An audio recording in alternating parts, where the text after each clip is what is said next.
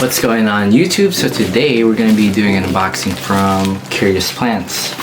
So I ordered this package last week and it finally shipped on Monday, which is a thing. So I ordered this package last week around January 12th or something like that. And then it shipped on January 15 and I got it today at January 18, 2024. So yeah, let's do an unboxing. So I know what I ordered, but I also ordered one of those. I also ordered that mystery pink bundle, I think, for Pinguiculas. But yeah, so let's get this unboxing going. So I got it all set here on the desk. Got my trusty Microtech knife. Let's open it up. So far it's really good packaging. So package looks like it's in good condition. I don't want to shake it too much. Okay, let's open up the box. The actual box itself. So, okay. I know I ordered heat packed, but it's kind of cold here in Michigan. And I can feel that it's not super warm anymore, which is not a good sign. Maybe because it was too cold for Michigan. We just had a winter storm the other day. So let's see what we got here. Okay. Oh. Okay, first up is Pinguicula. Oh, I'm gonna butcher this. Pirouette? Pinguicula pirouette. Okay. Hopefully I pronounced that right. This is from their pink bundle of 3 Pinguiculas, so I'm not entirely sure what I got. Next we have is Pinguicula cuensis. Okay, that's very new to me. I'll open them up in a second and show it to you guys. Next up is Pinguicula florian. Oh, that sounds beautiful. Okay. If you look to the cup sizes, so I'm gonna assume these are bigger sizes. And then this is the Pinguicula cuensis, and then compare the Pinguicula florian. It's gonna be different sizes. So these are all random. It all depends on their availability. That's what the website says. And next, this one I know what I ordered. So the rest of them I know what I ordered. So right now this is the Cephalotus follicularis. Okay, I'm gonna open them up one by one, so we'll see how it goes. Next up is Nepenthes hookeriana, green form. Okay. All right, let's do the Pinguicula cuensis. I'm gonna set up like pots for each and one of them. So, but this one, this Cephalotus, I don't think I just probably need a different pot that's bigger. So we'll see how it goes. So first up is Pinguicula cuensis. Let's see how it looks.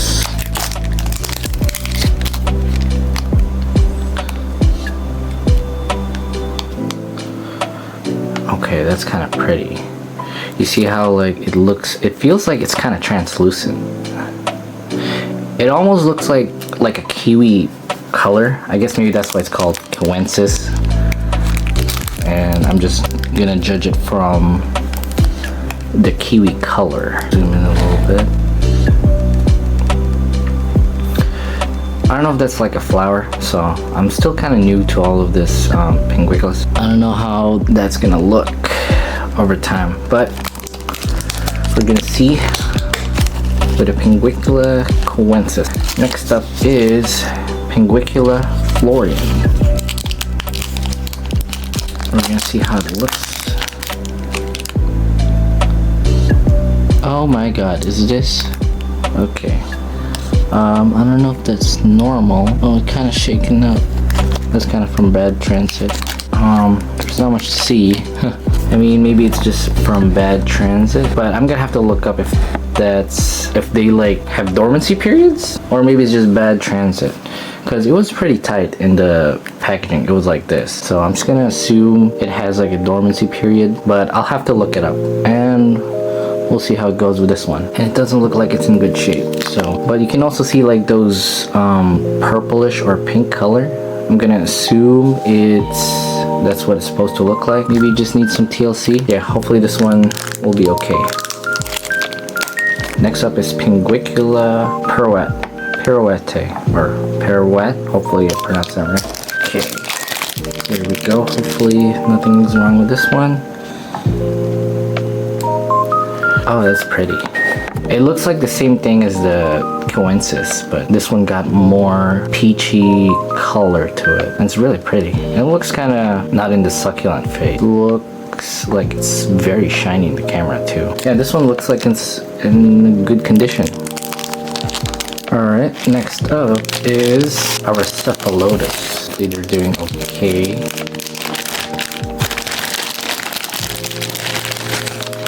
And then let's do, hopefully I don't cut anything. It's kind of hard with a camera in front of you, so just trying my best. I mean, if it's hard to get in, they probably did a good job at packing it, so it's a lot of work. Let me grab a small scissor. It's gonna take a minute. Okay. Oh wow, this is just a typical Cephalotus, so yeah, those are really good pictures. So I got these Cephalotus, I know I picked the large size Cephalotus follicularis, and it's pretty good. So a couple are reddish, which is a good sign that they're getting enough sunlight. There's a couple of, I think juvie size, I think. And then you've got a couple of baby size on the back, which is a good sign that they're thriving, and hopefully I can keep them alive. They get a bad rep because people say they're like hard to keep. Hopefully with a ton of information I learned about them, I can hopefully share it with you guys when I start taking care of them on my own. And I'm trying to see if there's like leaves. I don't see any leaves, but hopefully I can propagate these guys and do a great job. Let's put them to the side. Next up is the Nepenthes X Hookeriana green form. I saw these on the website and they're really pretty. Hopefully they weren't shooken up that much. Rubber band here. I just want to like cut it. So let's see if they're doing well. Okay, nice size pictures too. X Hookeriana. This one looks like it's about to develop a new picture, and then this one's kind of like mushed up, but it will probably bounce back. They're kind of hardy species. I know they're what was it, lowland type of Nepenthes, so I'm not super educated on them, but I watched a couple of videos and hopefully it'll be enough for me to take care of them. So yeah, let's get them potted up. So right here I have a sphagnum moss mixed with perlite. You can do your own mix, depends on how you want it done, but I know it's a controversial thing with how people grow their Cephalotus. I've heard people say add more sand, or you know, more drainage, more soil or something like that. You gotta think on where they live, but I heard and know a couple of people that just grow them with sphagnum moss. So I mean, just as long as the soil or the medium is not full of nutrients, so it's all preference, and hopefully I'm doing the right thing. But I mean, it already comes with soil in a small pot right here, so I'm just gonna be using the sphagnum moss to fill the pot. Forgot to like remove the tape on the side, but with whatever soil you choose, or medium, or if you just prefer long fibered sphagnum moss, as long as it doesn't have any nutrients with it, I think you'll be good. You'll just have to adjust your care on them, because sphagnum moss dries out faster than the soil, and because also your living conditions can be a big play on it too. So let's fill up this pot right here. Also, Cephalotus prefer deeper soil. When they're roots, it just shoots straight down, and from what I know, it doesn't matter what type of soil you use, as long as they're in a deep pot. I made the very bottom compact, but I'm gonna make the top a little bit loose, just so, not like super loose, but like just enough so if their roots reach the very bottom, they won't have problems with it. So hopefully I don't run out of sphagnum moss. This is my last batch before I order. And then I'm gonna dig a hole right in the middle. Just gotta squeeze the side, and then hopefully it pops out. Okay. I'm literally not gonna take out the soil. I'm gonna still be adjusting them to my setting here in my room, or I might put them in a windowsill or in grow light. We'll see. Oh, wow. Okay. I thought the roots were like really, really low. So, oh, I can see the roots right here. Right there. These two are roots. So, pot them like this. Squeeze it in. Maybe a little bit more on the side. I don't want them too crowded, but also I want compressed. I don't know how to pronounce it. Cephalotus follicularis. Okay. Alright, next up is, oh wow, like I can see the sap everywhere. Next up is Nepenthes exhocariana green form. So from what I know, I'm no expert on anything, but I know Nepenthes are like vine plants, so they'll be doing fine. I'm like out of sphagnum moss and I have to order more or go to the store. I don't think it's like super big deal under depth. As long as I give them humidity. Take off this paper towel over here. I want to see how big their roots are too. Oh, okay, that's not bad. So what I'm gonna do, so I'm just gonna put a hole here, poke a hole, and then plant them down there, squeeze it. As long as you don't see the ribosome. I don't know if they have a ribosome over here. I don't know if you guys can see. I don't think I see a ribosome. Yeah, so this is pretty deep enough. I mean, they look like they're tall plants. Oh, is that a basil? Basil shoot, I think. I'm no expert, but I'm just doing the unboxing here to learn. But for now, it looks pretty solid to me. I ran out of sphagnum moss, so I'm just gonna have to do what I can right now. Okay, first up is Pinguicula pirouette. Pirouette. Okay, I don't know how to pronounce that. Okay, that's really good right now. Look at that. I'm gonna look at it again.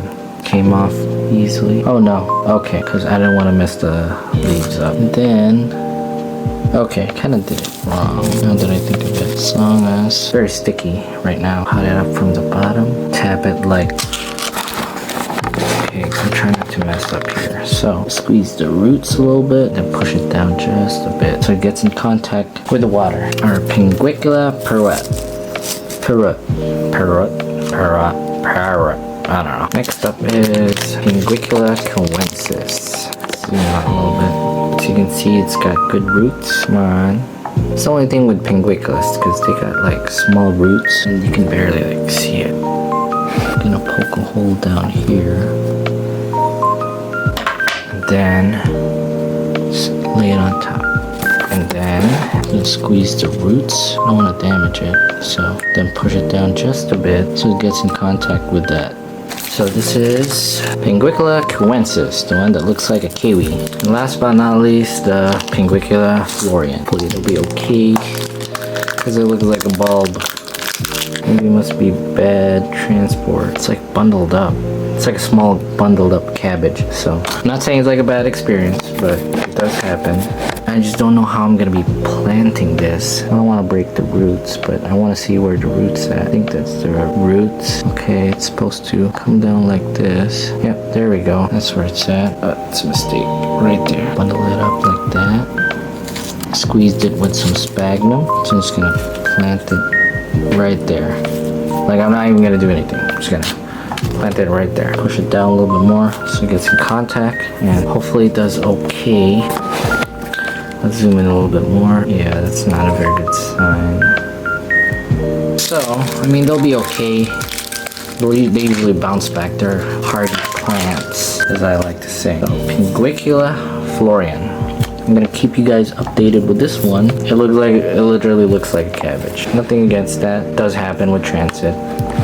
So let's do some close zoom up on the plants that I received from Curious Plants. Looks pretty.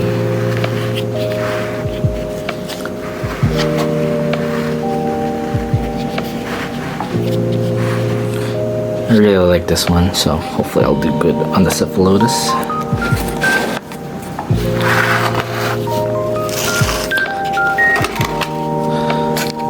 And then next one is the Nepenthes hookeriana.